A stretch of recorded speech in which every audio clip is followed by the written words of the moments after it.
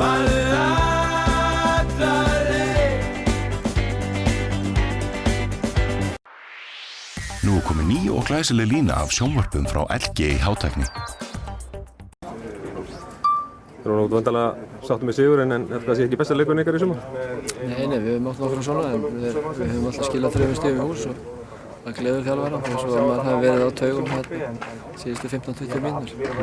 Hvað er það sem gerist? Akkur þetta er svona niður? Þessum leik fáðu okkur mark alltaf í andlitið?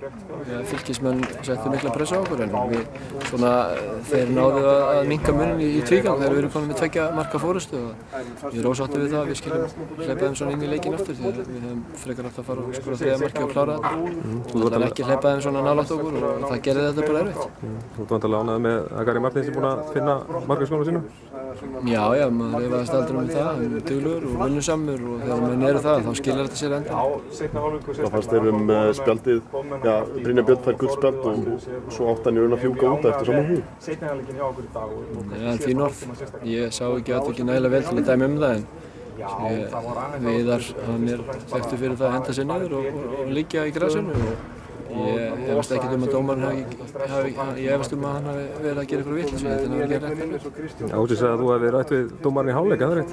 Já, ég var hundfúll af því að hann spjaldi Atla fyrir leikaraskap sem að mér fannst fáránlegt því að þetta er öxl í öxl og Atli hafði fulla rétt á að detta niður við það en maður var ekki að fiska eitt en eitt. Það var bara dæmi útspark og verið ekki að hlusta á línuverðin sinn.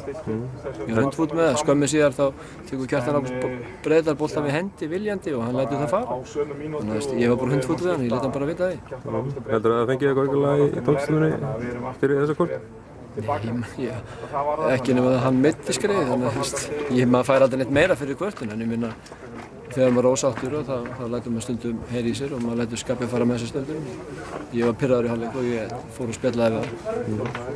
3 stig á toppnum, þú hlýtur bara að vera virkilega í skífunum með að vera á toppnum. Já, ég er gríðarlega sáttur við að vera á toppnum en kannski ég er ekkert ánægður með leikinn í heild sinni því að við hleyptum þeim í tvígang inn í hann þegar við vorum á mínum mati búin að klára hann en vera hrós til fylkismanna, þeir lögðu allt í þetta og þeir gáðast aldrei upp og gerði okkur gríðarlega erfitt fyrir og ég held að við sem bara þokkalega sáttið við að komast í burt hérna með 3 stig og 2 sigur.